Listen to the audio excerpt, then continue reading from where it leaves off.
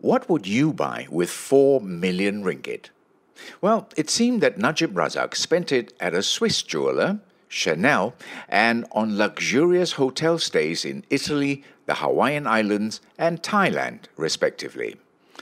All of these expenses were charged to his 2 credit cards from Ambank, a Visa Platinum and Mastercard Platinum, the High Court heard today in the ongoing SRC International trial.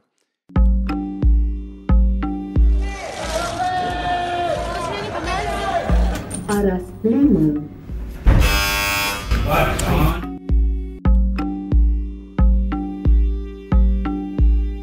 By the Malaysian Insight, this is The People versus Najib Razak. Follow us into the courtroom where it all happens. I'm Patrick Teo. Najib arrived at court this morning dressed in a navy suit paired with a bright blue tie. He was greeted by a handful of supporters at the porch before he took the lift up to the 5th floor courtroom with his aides. He sat in the dock, padded with his 2 yellow cushions, as day 37 of his SRC trial came into session.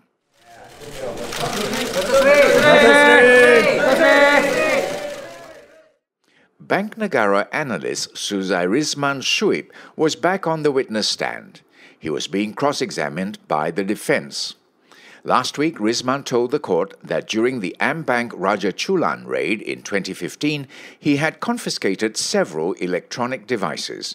They belonged to 1MDB relationship managers Joanna Yu, Crystal Yap, and Daniel Lee.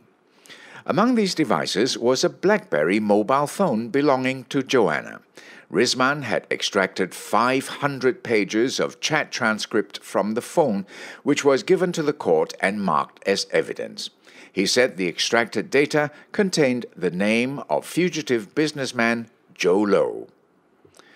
Today, Najib's lawyer, Harvinderjit Singh, suggested that Rizman had not followed standard operating procedure while analyzing the data. There were parts that were not reflected in his report.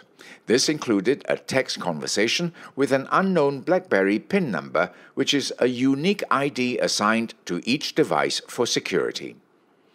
Prosecutor V. Sitambaram stood up in protest, calling the defense's tactic a fishing expedition.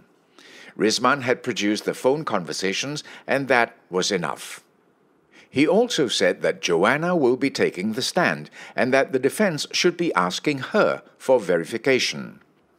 Rizman was let go shortly after, but Shafi said he might be called back after Joanna has testified. Judge Nazlan then granted a 10-minute break.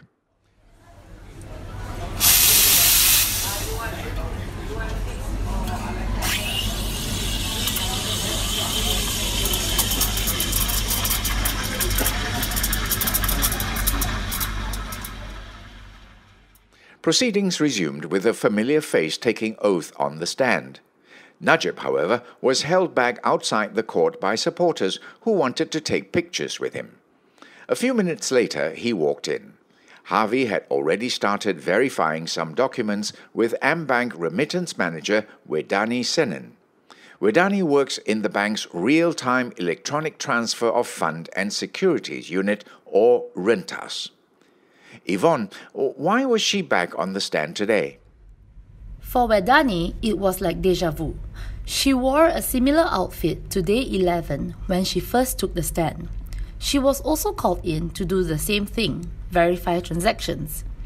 Today, she was made to look over documents detailing the money transfer into Najib's personal Ambank accounts. Harvey first asked Wedani to confirm a number of transfers into Najib's accounts in 2014 and 2015. Then, he scrutinized the logs of each transaction to determine the precise location of the money at each point in time. Sitambaram took over, asking the witness to verify the purpose for each transaction. They were recorded as for loan agreement, loan purposes, and customer transfer. The witness confirmed that nowhere does it say that the purpose of payments were gifts or donations. Wedani was excused from the stand. Taking her place was Yo Eng Leong, Ambank's Senior Vice President in charge of credit card operations and fraud management. Yo is short in stature. He wore clear-rimmed glasses and spoke loudly and with authority, like a strict headmaster. He had been asked by the MACC to provide credit card statements tied to Najib's Ambank accounts. The statements were from the years 2011 to 2015. There were 2 credit cards linked to the accounts, a Visa Platinum and Mastercard Platinum. So, what did Najib spend all that money on, Yvonne? Okay, so this is where it gets a little juicy. His credit cards had a 3 million ringgit limit, but transactions show that he spent close to 4 million ringgit. But on what? Bear with me as I give a chronological breakdown of the spending based on credit card statements read out in court today. On August 8, 2014, the cards were charged up to 750,000 euros at an Italian branch of Swiss-owned jewelers, De Grisolgono. At the time, that would have translated to about 3.2 million ringgit. Again, that's 3.2 million ringgit spent on jewelry in a single day. 5 days later, on August 13th, 3,282,734 ringgit and 16 cents were transferred from an Ambank account ending with 880 to pay the debt on both credit cards. We now know that that account was Najib's private account. Later that year, on December 22, 2014, the Visa card was used to spend 130,627 US dollars at a Chanel boutique in Honolulu, Hawaii. That's about 460,000 ringgit. 2 days later, Najib was photographed playing golf with former US President Barack Obama in the same Hawaiian city.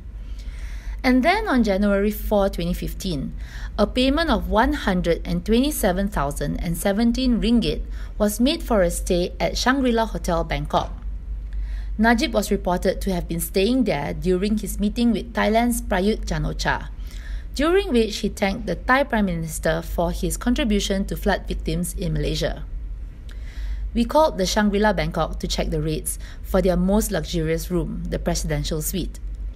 The room is so exclusive that the hotel refused to disclose their rates. They said the management would quote us the price via email. The highest rate they could give us over the phone was 9,999 Thai baht, or about 1,300 ringgit, for an executive suite with river view. Also, Yo said that Najib never lodged any complaint to the bank about the millions spent using his credit cards.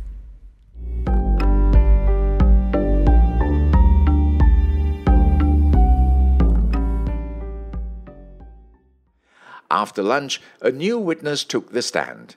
Muhammad Suhaimi Ismail worked in the law firm that handled documentation for KWAP's 4 billion ringgit loan to SRC.